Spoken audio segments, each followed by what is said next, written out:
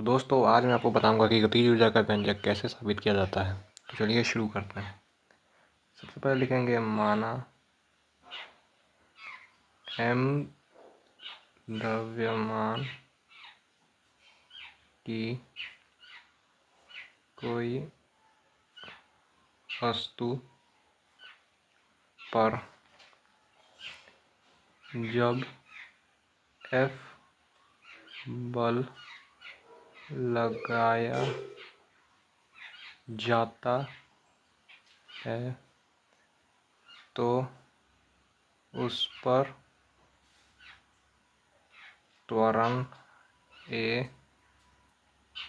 उत्पन्न होता है।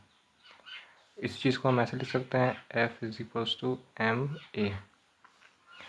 ये होगा हमारा इक्वेशन 1। फिर लिखेंगे जब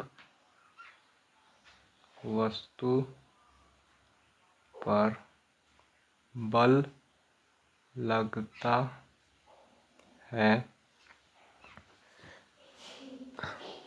जब वस्तु पर बल लगता है तो वह s दूरी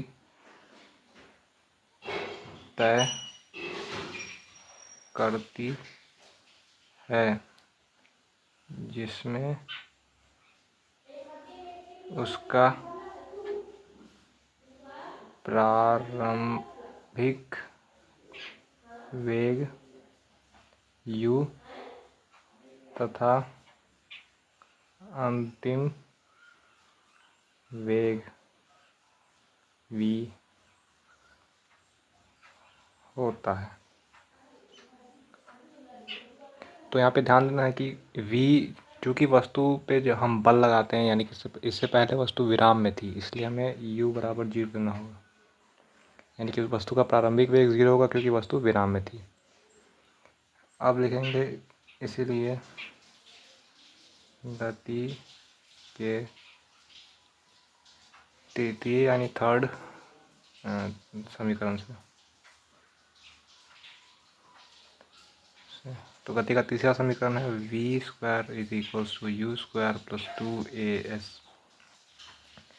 अब हमें यहाँ से s का मान निकालना होगा, तो हम इसको इधर करेंगे तो ये हो जाएगा 2as is equals to v square minus u square.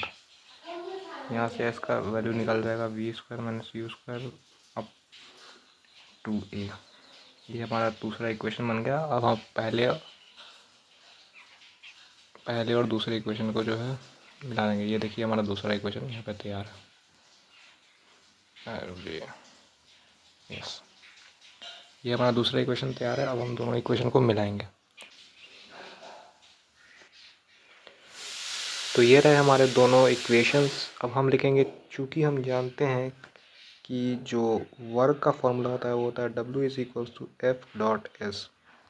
तो अब हम इस वर्क के फॉर्मूले पे ही इन दोनों को बैठा देंगे। तो यहाँ पे W होगा, F की जो वैल्यू है वो है ma डॉट यानी कि multiply v square minus u square by 2a। a से एक ख़त्म। And now we have m into v u square by 2।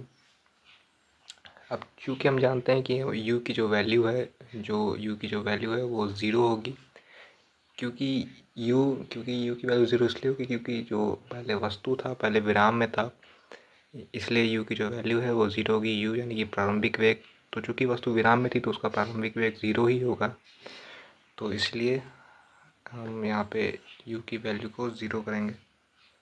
w m तो ये अगर u की वैल्यू अगर 0 हो जाएगी तो यहाँ पे सिर्फ v स्क्वायर बचेगा, v स्क्वायर बाई 2।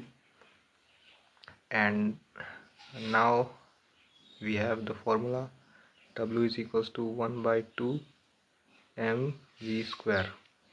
अब आप समझ ही होंगे कि कैसे आ गया। यहाँ पे ये मल्टीप्लाई हो गया तो यहाँ पे mv स्क्वायर आ चुका है। और यहाँ पे जो वर्क है ये वर्क हमारा ke यानी कि काइनेटिक एनर्जी के बराबर होगा। तो यहाँ पे हमें लिखना पड़ेगा, चूँकि किया गया कार्य ke यानी कि काइनेटिक ऊर्जा यानी कि गतिज ऊर्जा के बराबर होता है। इसीलिए W बराबर KE एंड इसलिए KE is equals to 1/2 mv²। और यहाँ पे ये प्रूव हो चुका है। सो अगर आपको इसी तरह से कुछ और भी डाउट्स हैं किसी भी क्लास को लेकर हो जाए तो आप मुझे कमेंट कर सकते हैं, मैं उस पर वीडियो बना दूँगा। Thank you.